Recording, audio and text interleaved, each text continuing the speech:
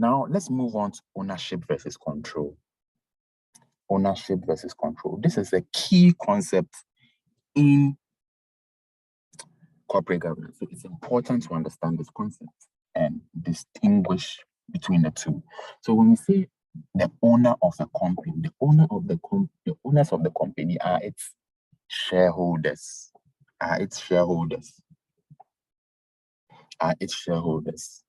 When we talk about control, right, we are looking at the directors and the senior management of the organization. So the owners of a company are its equity shareholders. The control over a company's strategies and activities is in the hands of its directors and senior management. It's very, very important. It's in the hands of its directors and senior management. It's in the hands of its directors and senior management. Now, however, in small companies, there's something we see in small companies that's quite interesting. In small companies, you'd realize that whoever owns the company is usually the same person who would be managing the company. So it means that the same individual would have both ownership and control.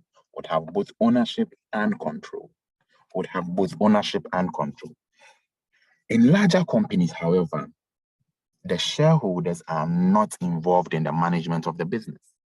The shareholders have handed over management of the business to the senior management, to the directors, right? Control, therefore, is in the hands of professional managers and directors who are expected to provide leadership for the company in the interest of the shareholders. In these companies, ownership is separated from control. Now, because of this separation between ownership and control, there are a lot of issues that arise when it comes to corporate governance. Now, think about this very carefully. Let's say you own a business, right?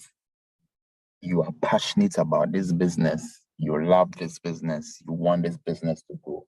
Now, if you leave the management of that business to another individual to run that business, to direct that business for you, now what's going to happen is one of the things that's going to happen, and one of the problems is whether the person you left your business to has the same interest as you or is working in your interest.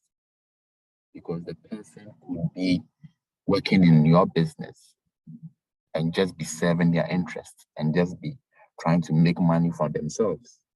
So these are some of the problems when it comes to a separation of ownership from control.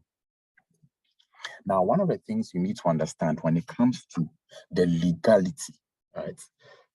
A company is a legal person. And what we mean by that is that in law, a company exists independently of its owners or its shareholders.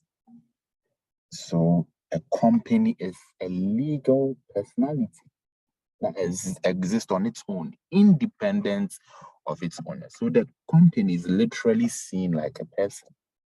And that's why companies can sue and be sued. They can sue and be sued. So a company is a legal person.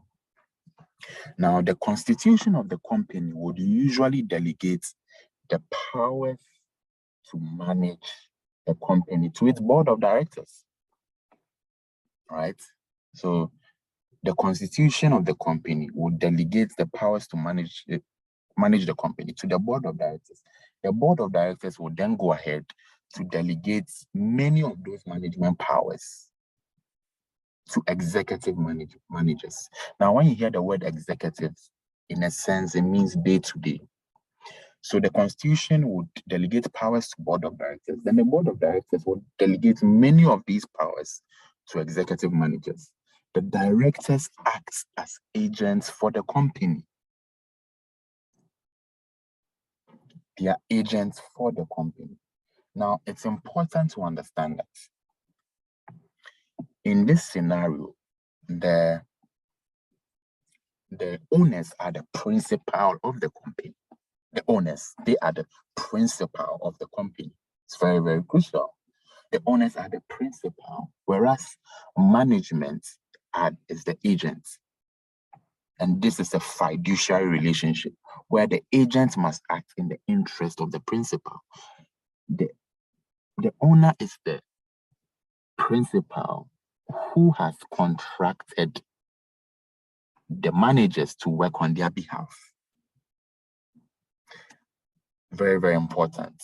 So one of the things you need to understand is the agency relationship, principal and agents.